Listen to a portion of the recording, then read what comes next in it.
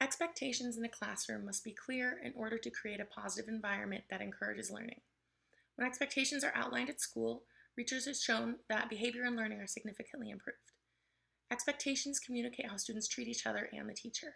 They clearly communicate that the classroom is a place for learning and will give them a structure that helps them feel safe and make the classroom a predictable environment. Additionally, expectations should be developed with the students rather than forced upon them. This creates the feeling of mutual respect and community. A rule I plan on implementing is allocating each student 3 bathroom passes per semester. I will keep a record of when the students use theirs, and each unused pass will be worth a small amount of extra credit. Enough where it encourages students to stay in class and use the restroom during their passing period, but a small enough amount where if a student really needs to go, they will not be negatively impacted by using the pass. I believe this gives students a motivation to not use their passes and is a way of getting students to stay in class and follow a rule and give them a positive reward for doing so.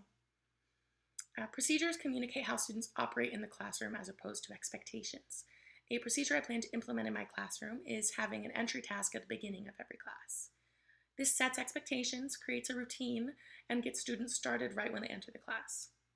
It will consist of 3 questions, 1 easy question, 1 medium question, and 1 very difficult question. This creates a challenge as well as a sense of accomplishment for completing at least the easy question. And typically for the difficult question, I will choose one that is related to the next topic we will be discussing to get students thinking about what is coming up. A big challenge that can occur in the classroom when creating a community is both not enough discipline or too much. There needs to be a good balance where students feel free and comfortable to learn in the classroom environment, but also know that the classroom is for learning and there are expectations. A good strategy to get that balance in regards to discipline is positive reinforcement. There should be a clear connection between the expectation, the procedure, and the positive reinforcement.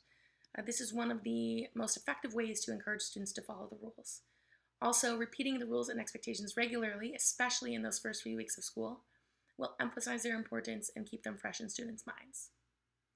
Additionally, it is important to make the students aware of potential consequences at the same time that the rules and expectations are outlined. This way they know what is expected of them and know what the consequences are if these expectations are not met.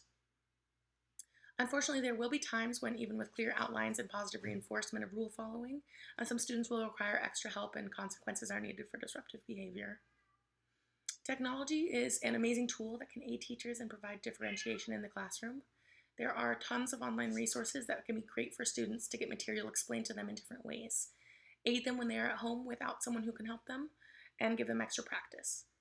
Plus, resources such as online forums allow students to work together outside of the classroom and promote community. Overall, expectations and rules need to be clear and outlined to encourage a positive learning environment. Thank you.